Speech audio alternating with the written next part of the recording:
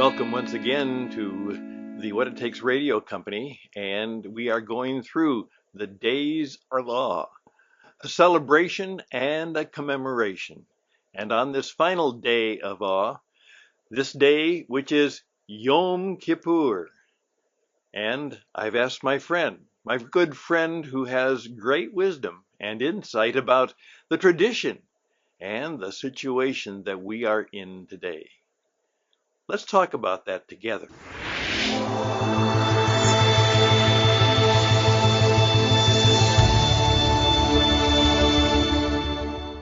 Greetings once again, ladies and gentlemen. This is Stan, and we are here with the program Interesting Ideas. We're here to help you live better now with good ideas, hopefully interesting ideas, maybe inspiring ideas.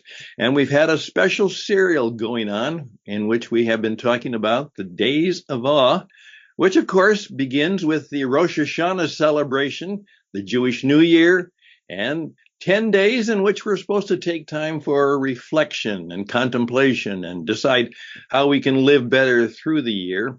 And this brings us to the final day, which is the Day of Atonement, Yom Kippur, one of the highest, perhaps the highest in the Jewish festival, holy days. And so this is in honor of Yom Kippur. And I've invited a good friend and colleague, Steve Lear, to help us have some thoughts and observations on Yom Kippur. So, Steve, welcome to the program. Dan, such a pleasure. And let me begin this because on Rosh Hashanah, we're supposed to go to the people that we may have sinned against, yes, and ask for forgiveness. So allow me, because I think the sin that I may have done to you is simply not pay enough attention or dismiss your intelligence. And that is the sin that I believe that I have portrayed over the last year. So to start this off, I need to ask for your forgiveness for that type of behavior. Well, you are more than forgiven. And please forgive me if there's anything in my way that I may have wasted some of your time in doing some of those things. You know what? I think that's a actual perfect sin that happened, and I appreciate so much, and I totally forgive you for that. Thank you. And it is wonderful to be forgiven. As one of my friends said, enjoy your forgiveness. And we will do that. Thank you, Steve. And I've always said for many years, even when we were not working together, whenever something happened within the Jewish world or state of Israel, I often would say to my wife, I wonder what Steve Lear would say about this situation, because I knew you have some unique insights, and I'll compliment you on that, not only on the Jewish tradition, the Jewish situation, but of course with the state of Israel. And so I'm very honored that on this final program in the Days of Awe, that you are just here to share some of your life observations, right now observations, and perhaps some suggestions for us all as we go forward. You're on, my friend. A number of things have happened to me. I've had some pretty wild experiences since Rosh Hashanah. One, I got in a pretty big fight with my family. And part of it is because of the conflict that's going on within the Jewish community. And I'll explain that. The second is I did have a chance to talk to my friend who is involved with the Harvard negotiation program.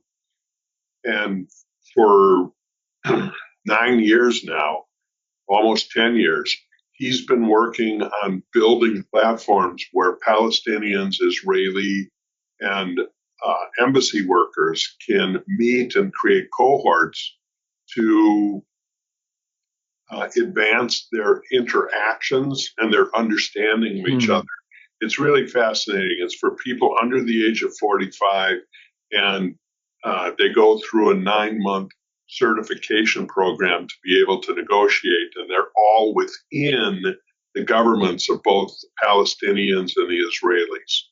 So what they're trying to do is get ready for when the window does open, where there could actually be discussions. So let me explain to you what happened in my family. Everybody in my family is pro-Israel. Okay? So there's nobody in my family that is anti-Israel and pro-Palestinian. They all understand the history and the stories. But what occurred, and I don't know if this is right or not, is a lot of people are talking as if Israel is to blame for the problems that are going on, or at least 50% to be responsible for the problems that are going on. And that is being demonstrated why it's okay to be anti-Semitic, because Israel deserves it, because they're causing so many problems. And I pushed back and I said, no, I'm at a place where 75% of the responsibility for the problems we have today are the Persian world, the Arab fanatical world, not the moderates, but the fanatical arm represented by Hamas and Hezbollah and Houthis and that whole group of people with the backing of Iran. So I recently wrote an article that sequence matters. And I'm very sensitive, maybe too sensitive, to what do people start out the conversation with? Do they start the conversation as Netanyahu is a really mean and bad guy? Or do they start the conversation with, what Hamas did and what Hezbollah has been trying to do, and with the Iranians basically saying their goal is to eliminate the state of Israel? Is that the first thing that should be coming out of people's mouths? Or should it be Netanyahu is really being very cruel and mean, and that's who's responsible? That's one interesting statement for you to say is, yes, what is the first statement? That's a good way to start. Oh my gosh, it is. Yes. I've written an article about sequence matters. I'll send it to you, Stan. So it's something that you could add to, the days of awe, anything of that sort. But I will look forward to that. Nobody's talking about that. And I'll give you a perfect example. And it was interesting because Vice President Harris, when she first talked about this issue, she said there needs to be a ceasefire and the hostages need to be released. Now, if you would have reversed it and said the hostages need to be released and there needs to be a ceasefire, what would you think? Yes, I see the big difference. It's a huge difference. Yes. So anybody who's in any kind of leadership position, I'm really crossing my fingers that you will take sequence into matter as you talk about things, because everybody thinks linear. Not everybody, but the vast majority of people think linear. What's first, if it's on a piece of paper, if you're talking, okay, that must be the priority. That must be the thing that has to happen. And, as I've gone through Rosh Hashanah to Yom Kippur, I've really come to a conclusion that this is an idea that's not being presented enough. And it affects personal relationships. It affects global relationships. It's It needs to be incorporated into our lives. Okay, what was the other question? Because you just said, go ahead, Steve, babble. Well, okay, now, what do we do now? Where we are now at this situation where it appears that the people of Israel, at least in their leadership, has said, we're going for the win. Not necessarily to destroy Arab people or Arab nations, but we're going for the win in the war.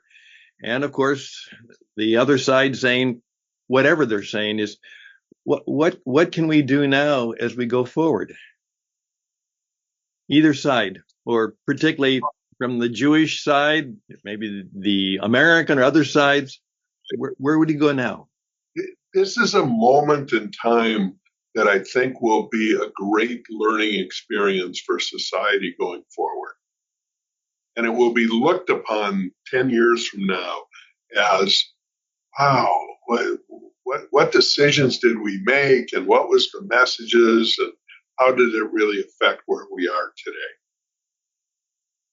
Okay, we have to embrace and love democracy. We have to recognize it is an ugly, ugly way of governing, except it oftentimes brings out the very best of people on a long-term basis. Okay? So that's one aspect that we have to embrace. Societies that are built on monarchs or tyranny, authoritarian, yeah. Yes. You know, it's not good for the people.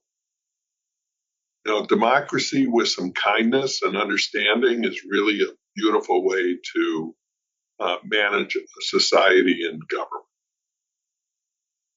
The next thing that has to occur, and this was, again, I just got off a conversation with a friend of mine who lives in Tel Aviv. And I asked him, I said, okay, what do you want me to say to Americans? Okay. I mean, we're talking 20 minutes ago. Okay, good. Right now. Yes. And he turned to me and he said,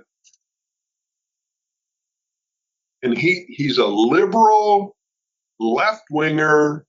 And he said, you know, I'm getting a little frustrated with the American Jewish community in that they're just not understanding the ramifications of what they're trying to promote. He says they're not taking into context what is occurring. So he was asking me to actually turn to the progressive left-wing aspects of the American Jewish society and say, you know, you really got to think about what you're doing here. Because, and this is an example, Stan, you know, all the hostages, how many countries are represented by those hostages? How many countries? 14. That's what I thought it was. It wasn't just one or two or three. Right. There's 14 different. Are there Arabs in there? Yeah. Are there Christians? Are there Jews? Are there Israelis? It is a splattering. So part of this moment in time is that this isn't just about Hamas and Israel. That's not what it's totally about. It's about authoritative. It's about Iran deciding that everybody really needs to be Muslim and it needs to be a certain kind of Muslim. And I got to tell you, I am fascinated by the Muslim religion. I think Muhammad did a very interesting job of simplifying a relationship with God and did promote many great ideas. I think he's like every leader out there. You get so frustrated with the people who disagree with you. And then what happens is you get angry and then you piss people off. So there's a common trend that I think occurs. I think Moses had that issue. I think Jesus had that issue. I think Muhammad had that issue. It's like, okay, if you really want to be a leader, you better expect that you're going to be not treated very well at some point in time. Yes. I oftentimes say to my Christian friends, we said, do you realize how many times Jesus is going, come on, what's it going to take for you guys to get it? Right. I mean, so where was I, Stan? Well, okay, we move forward from the hostage situation. That did give us a picture of the tyranny, the authoritarians, the wrong succession. And so we're at this point saying, okay, where can we make any movement?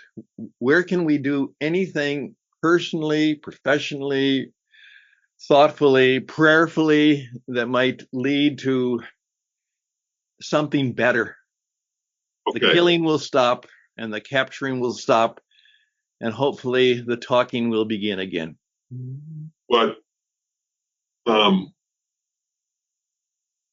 if I was in the Middle East and in the middle of this and actually had some credibility, I would turn to the enemies of Israel who have this desire to destroy, not win, destroy. That's right. They want to destroy.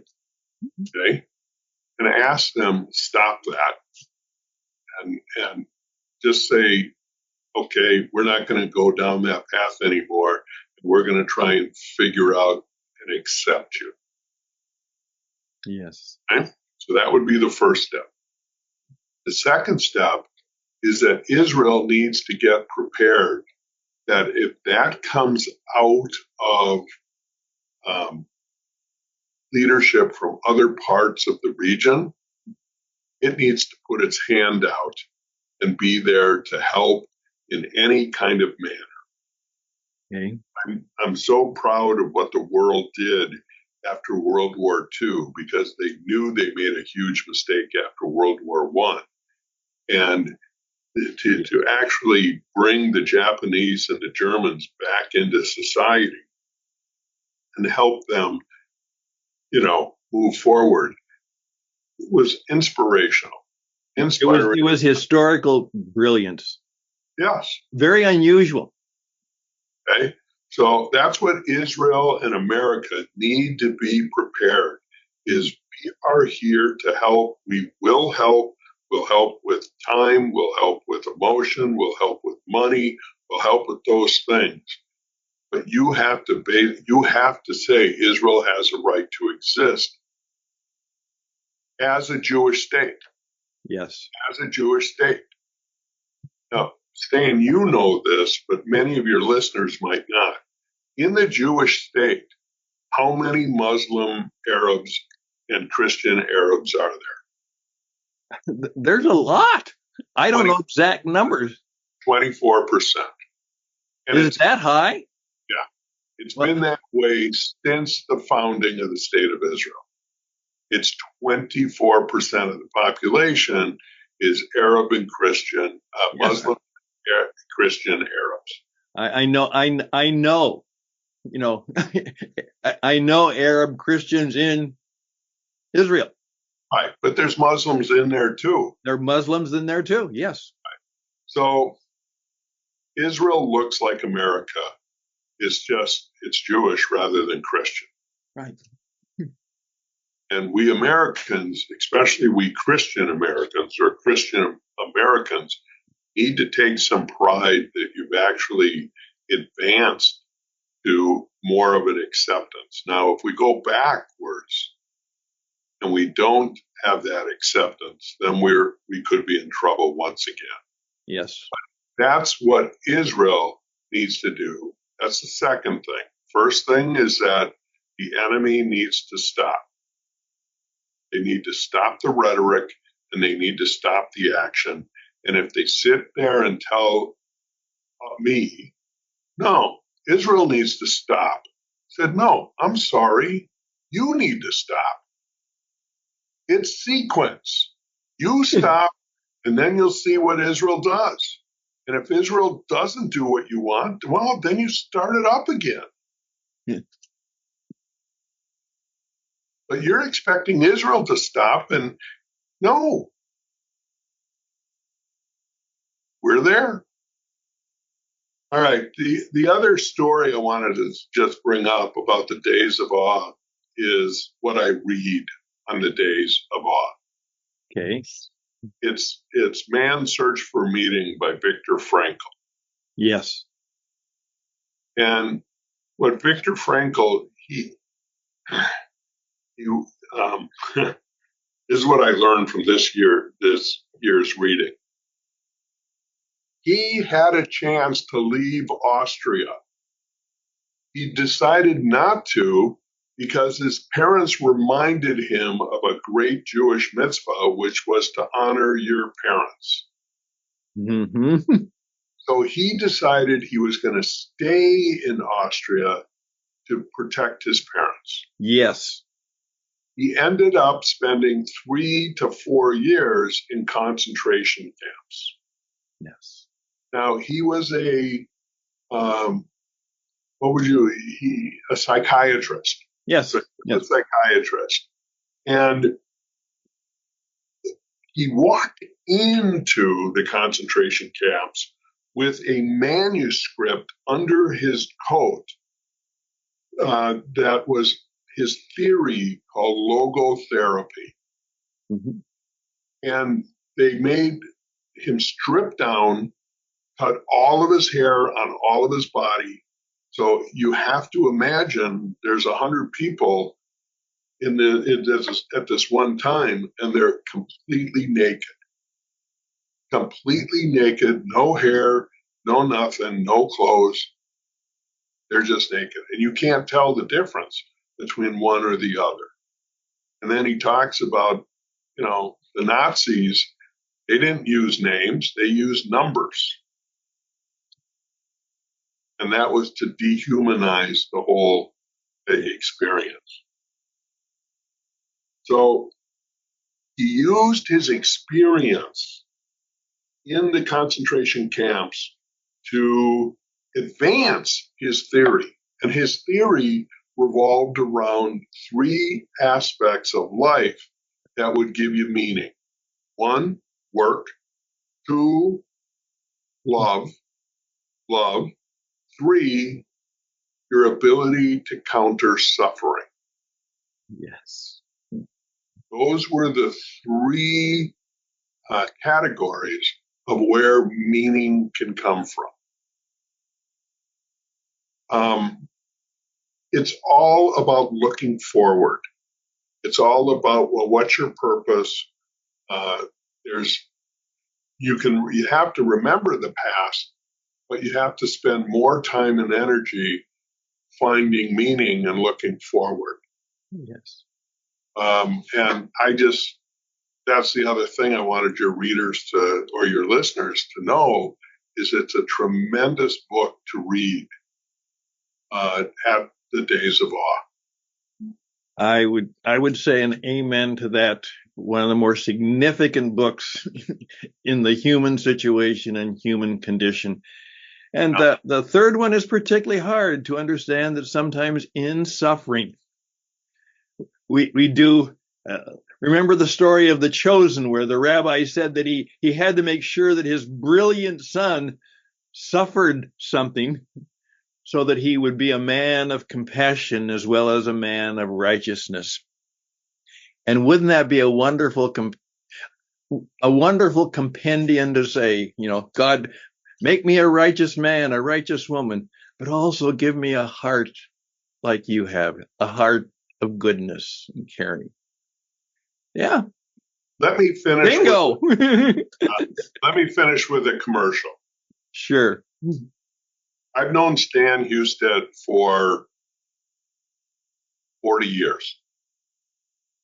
He's a little bizarre, but he is unbelievably caring, and he's actually very self-aware now that the way he works can be very positive and very disruptive as well. The listeners here need to understand that if you're looking for somebody who will brainstorm with you, who will, invent things, he doesn't need a ton of information, even though he studies a lot and he knows a little about a lot of things.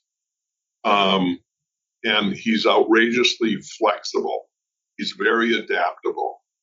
So I urge anybody who's listening to this, Dan can't do everything for anybody who wants to disseminate information, but he's really good at helping you figure out what it is that you might want to say and come up with it. I will tell you, he will have 7 ideas, and 5 of them will possibly be poor, and 2 of them could be outstanding. So I just wanted to put a plug in for you, because I hope people hear, if you're like me, somebody who wants to disseminate your experiences and your wisdom, Stan's a good person to visit with. Thank you very much. I'm very grateful. Right now, I know when my wife sees this, she's going to be looking at me and says, he got you, doesn't he? Thank you so very much. And I will just simply say this is Steve brings not only to his community, but he is a man who not only is a thinker, and I think he's actually going to be a real thought leader. He'll be another Peter Kostenbaum, another Jacob Needleman, some of these great Jewish philosopher counselors. And so I really ask you to consider him not only as a Jewish man who is a bit of an activist, but he is also a man who's very accomplished in understanding money, the markets, and the meaning of life. Thank you, Stan. And he'll come back to you and he'll have ways for you to live a better life. And that's what we want to do. That's what, next year in Jerusalem, maybe not, but next year somewhere will be better. Best and blessings to us all. Shalom. Shalom. Shalom.